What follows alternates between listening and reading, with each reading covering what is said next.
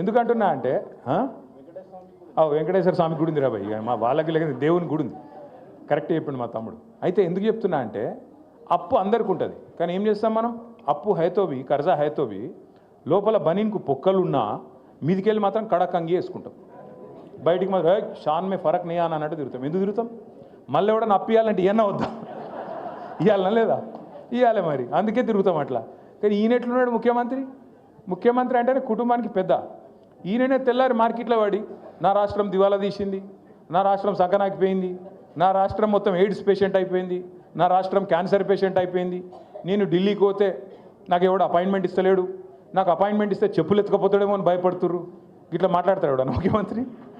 గీననట మన జూబ్లీహిల్స్ని ఉద్ధరిస్తారట, హైదరాబాద్ను ఉద్ధరిస్తారట. మీరు ఆలోచన చేయండి. గిసొంటి ముఖ్యమంత్రిని ఏమన్నా చూసినామా? ఇంకోటి అప్పు ఉందనుకో, ఇప్పుడు నేను సుధీర్ అన్న కాడ 1 లక్ష రూపాయలు అప్పు తీసుకున్నాను అనుకో, చెప్తా నేను ఏం చెప్తా అన్న, ₹1 మిత్తి ఇస్తా, నాకు 6 నెలల్లో వాపస్ ఇస్తా అని చెప్తా. ఏదో వెళ్ళలేదు నాకు. సుధీర్ అన్న ఫోన్ చేస్తున్నాడు 6 నెలల తర్వాత, ఏమైనా భయ్ ఇస్తలేవు అని.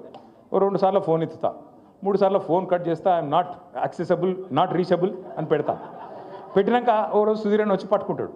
అరే దొరుకుతలేవు, ఏం సంగతి రాబాయ్ అని పట్టుకుంటాడు. పట్టుకున్నాక ఏం చేయాలి నేను? అరే కాదన్న దండం పెడతాను, ఏమనుకోక జర వెళ్తలేదు, ఇంకో నెలాగి ఇస్తా అని చెప్తా. కానీ ఈ ముఖ్యమంత్రి ఎట్లున్నాడు తెలుసా? ఎలక్షన్ల ముందు వాగ్దానాలు చేసినావు కదా, అడ్డమైన వాగ్దానాలు ఇచ్చినావు కదా, మరి ఏమాయబాయి నిలబెట్టుకుంటలేవు అని మేము అడిగితే ఏమంటుండే తెలుసా? ఏం చేస్తారు నన్ను కోసుక తింటారా? కోసుక తినే నీకు నువ్వేమన్నా సేపువా మామిడికాయవా? ఎవడు కోసుక తింటాడు? ఏం కోసుక తింటాడు? అంటే గంత ఇట్లాంటి మాటలు మాట్లాడే ముఖ్యమంత్రి నా జీవితంలో అయితే నేను చూడలేదు. పెద్ద పెద్ద వాళ్ళని చూసినాం, మంచి మంచి వాళ్ళని చూసినాం, ఇసొంటోని ఎప్పుడు చూడలే. మరి ఇసొంటోని చేయలేగాళ్ళు అందరూ వచ్చి వెంగళరావు నగర్ చుట్టుముట్టి మేము ఉద్ధరిస్తాం, మేము ఇది చేస్తాం అంటే అసలుడే సక్కగలేడు. మీరేం చెప్తారు నాకు అర్థం కాదు. తుమ్మల నాగేశ్వరరావు ఏం చెప్తాడు, పొన్నం ప్రభాకర్ ఏం చెప్తాడు, వివేక్ ఏం చెప్తాడు, వాళ్ళతో ఏమవుతుంది? ఊదుగాలది పీరి లేవది, ఏది కూడా జరగదు. ఎలక్షన్ తెల్లారి ఒక్కడు కూడా పత్తు ఉండడు. మళ్ళా మిగిలేది గిదే గులాబీ కండువా హైదరాబాద్లో తప్ప మళ్ళీ ఎవడు అడ్రస్ కూడా దొరకడు కాంగ్రెస్ వాడు. యాది పెట్టుకోండి. నేను మిమ్మల్ని అందరినీ కూడా ఒక్కటే కోరుతున్నా, మనోళ్ళకి ఏమలవాటు అంటే వెంగళరావు నగర్లో కానీ హైదరాబాద్లో కానీ మీరందరికీ మనకు కొద్దిగా నవాబీ టచ్ ఉంటుంది కదా. హైదరాబాద్లో అంటే కొద్దిగా నవాబీ టచ్ ఉంటుంది. మనం జల్ది వెళ్ళాం ప్రచారం, మెల్లగా ఆరామ్సే उठते, आराम से चलते, आराम से अपना काम चलता. सुबह सुबह 9 बजे मीटिंग बोलते कैसे आना रे भाई, रात को 2 बजे सोए कैसे उठना, ఈ టైప్ ఉంటాం మనం. ఈ ఒక్క 2 నెలలు దయచేసి కొద్దిగా టైంకి వండుకోండి, టైంకి లేవుర్రి, జర్ర కష్టపడుర్రి దయచేసి. నెంబర్ 1 రిక్వెస్ట్ మీకు. పడదామా వద్దా? ఆ పొజిషన్లు ఉన్నాం కాబట్టి మళ్ళీ పొజిషన్లకు రావాలంటే లగాయించి పని చేస్తేనే అవుతుంది తప్ప మనం డైలాగులతో కాదు. నెంబర్ 1. నెంబర్ 2, మరి గోపీనాథ్ ఉండే పెద్ద దిక్కు, మీ అందరికి అండగా ఉండే, మరి అన్నవాయే కదా ఎట్లా, గోపన్న లేడు కదా ఎట్లా అనే బాధ మీకు ఉండొచ్చు. మీ అందరికి నేను మాటిస్తున్నా, ఒక్క గోపన్న లేడు కానీ గింత పెద్ద కుటుంబం మీకున్నది. నేనున్నా, విష్ణన్ ఉన్నాడు, సుధీర్ అన్న ఉన్నాడు, భాస్కర్ అన్న ఉన్నాడు, సోయల్ భాయ్ ఉన్నాడు, సునీతమ్మ ఉన్నది, దేదీప్యం ఉన్నది. ఇంతమందిని కూడా మీరు ఏ అర్ధరాత్రి పిలిచినా మీ కాడికి వచ్చే బాధ్యత మాది. తప్పకుండా మిమ్మల్ని కాపాడుకునే బాధ్యత మాది. పెడతారు, కేసులు పెడతారు, బెదిరిస్తారు, ఇది అంటారు, అదంటారు. మీరు చూస్తూనే ఉన్నారు కదా నా వెంబడి ఎట్లా పడ్డారు. కేటీఆర్ని ఇలా జైల్లో పెడతారు అని ఒకడు అంటాడు. బాంబులు వెళ్తూనే ఉన్నాయి దసరాకు అని ఒకడు, దీపావళికి అంటాడు ఒకడు. మరి ఆ దీపావళి పోయింది, ఇప్పుడు మళ్ళీ దీపావళి వస్తుంది. బాంబు లేదు, భీము లేదు. భయపడద్దు. రాజకీయంలో ఇవన్నీ కామను. వాళ్ళు ఏందో చేస్తాం, కేసులు పెట్టి బెదిరిస్తాం అనుకుంటారు. భయపడితే మనం లీడర్లం కూడా కాదు. బరాబర్ కొట్లాడాలి.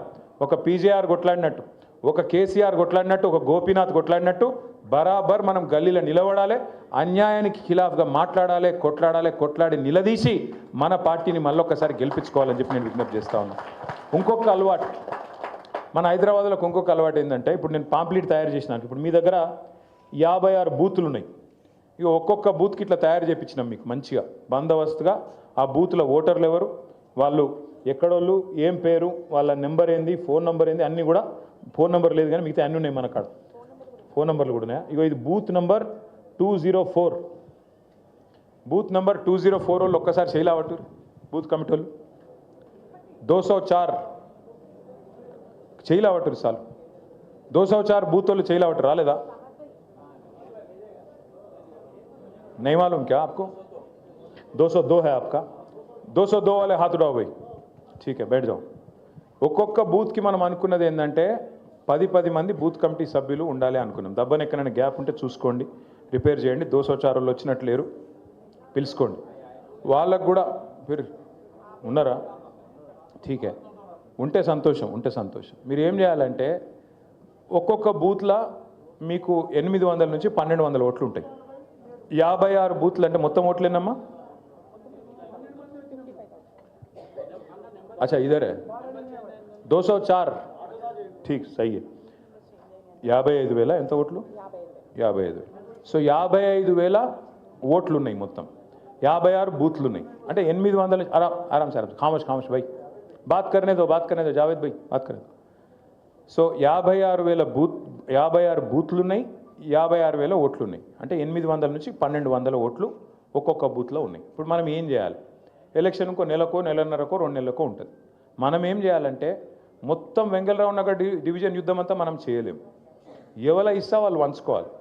ఒక 25 ఇండ్లకు ఒకరు బాధ్యులు ఉంటారు. 25 ఇండ్లు అంటే 100 మందికి ఒకరు 100 ఓట్లకు ఒకరు బాధ్యత ఉంటుంది.